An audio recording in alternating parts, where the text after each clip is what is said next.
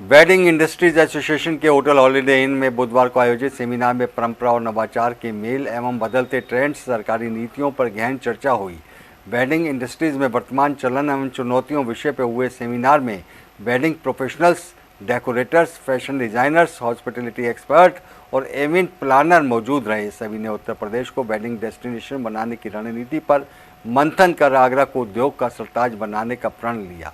Wedding industries association ने बुधवार को होटल हॉलिडे इन में भव्य सेमिनार का आयोजन किया, जिसमें wedding professionals, decorator, fashion designer, hospitality expert और इवेंट प्लानर एकत्र हुए।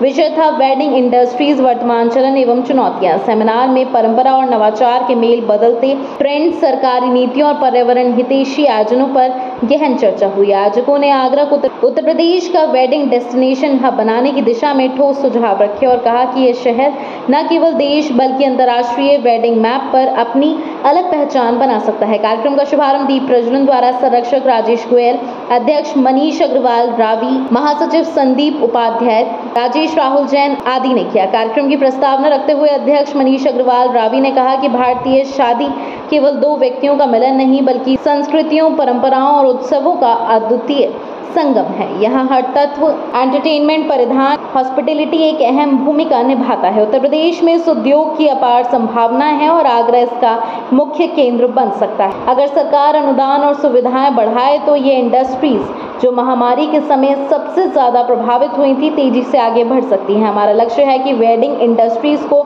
नए ट्रेंड्स, तकनीक और अवसरों से जोड़कर आगरा को राष्ट्रीय और अंतर्राष्ट्रीय स्तर पर पहचान दिलाई जाए। उन्होंने कहा कि सरकार लगातार इवेंट प्लानर्स के लिए टेंडर निकाल रही है, इसलिए बहुत ज्यादा जरूरी है कि वेडिंग इंडस्ट्रीज से जुड़े सभी छोटे बड़े उद्यमी अपना GST भरें और MSME में रजिस्ट्रेशन जरूर कराएं।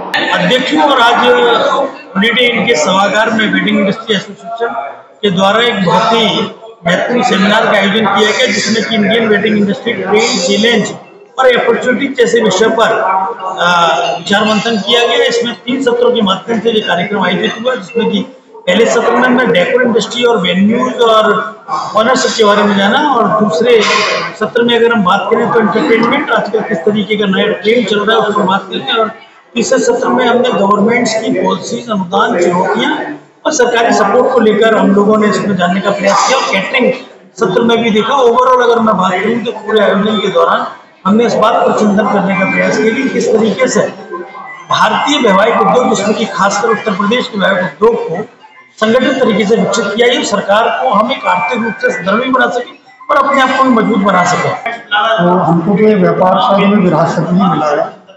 जब छोटे रहेंगे तो अपने आप ही शायद देखते देखते ही सीखेंगे। ये क्या प्रोग्राम रहा है? ये जो कार्यक्रम है बहुत अच्छा प्रयास है और ये काफी सालों से चल रहा था, तो अभी पूर्णता तो खैर हम नहीं कह सकते, पर इसके बहुत अच्छे परिणाम इस साल आने चाहिए। और इसमें हम सब जितने भी व्यापारी वर्ग इस कार्य से जुड़े हुए हैं, वैवाहिक कार्य से, सबको बहुत एक्टिवली पार्टिसिपेट करना है। आने वाला समय तो बहुत बढ़िया है, क्योंकि हम लोग बहुत हाईटेक युग में हैं और सबको चीज़ें बहुत फास्ट चाहिए और बहुत ज़्यादा डेकोरेटिव चाहिए और बहुत अच्छे स्टैंडर्ड्स की होनी चाहिए। आगरा में बहुत इम्पोर्टेंट सिटी है, क्योंकि हमारे पास ताजमहल है और सरकार से भी हम यही अपेक्षाएं करेंगे कि वो हमारा साथ दे। देखिए, इसमें तो हमारी जो थीम्स हैं वो बड़ी जबरदस्त आने वाली हैं और वो डिकॉर को भी लेके आ रही है, वो केटरिंग को भी लेके आ रही है। तो हमारा मानना है कि बहुत कुछ नया डिस्प्ले देखने जा रहा है आने वाले समय। सेमिनार का प्रथम सत्र डेकोरेशन में परिवर्तन एवं ग्राहक की मांग के साथ वर्तमान चलन विषय पर मंथन का रहा। पीयूष सिंघल ने कहा कि आज की पीढ़ी इको फ्रेंडली शादियों की ओर बढ़ रही है, जहां फूल और सजावट का पुनः उपयोग संभव हो।